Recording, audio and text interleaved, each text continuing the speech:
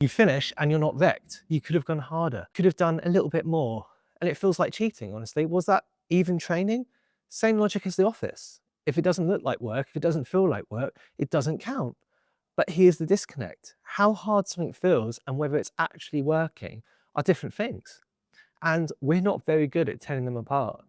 The ride that leaves you wrecked might be doing less than you think, and the ride that feels like cheating might be exactly what you need.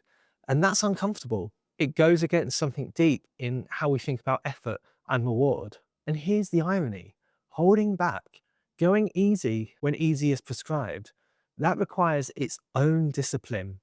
And it's not the kind that looks good on Strava and impressive on Instagram. But I'll tell you what, for so many people, going easy is the hardest thing there is to do.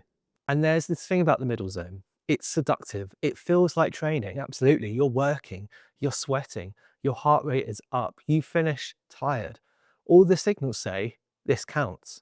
But the signals, they're misleading. The tiredness isn't evidence of progress, it's just evidence of stress. And stress without that adequate recovery, without the right distribution, without the easy days to absorb it, that's just accumulating fatigue. I see this all the time. Rider trains consistently, puts in the hours. Every ride is moderately hard. They're not slacking. No, they're definitely working, but nothing moves. Or it moves for a while, quick gains at first, then it stops, plateaus completely. Fatigue that doesn't clear, that feeling that something's wrong, but not knowing what.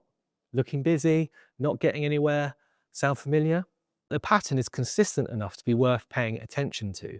A lot of easy, some hard, and not much in between. So what does this look like for somebody with only 6 hours of training a week? The intuition is, I don't have time for easy rides. Every session needs to count. Maximum training stress per hour. Can't afford to waste time just spinning along, going nowhere. This leads to a particular kind of training.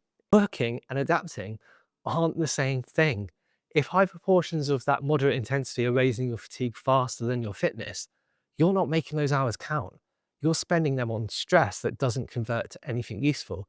So the riders I work with, the ones that have got the jobs, the families, the 6 hours a week if they're lucky, it usually comes down to something like this. 2 genuinely hard sessions, the intervals that push, threshold efforts that really test you, sessions where you finish knowing you worked, not kind of hard, but actually hard.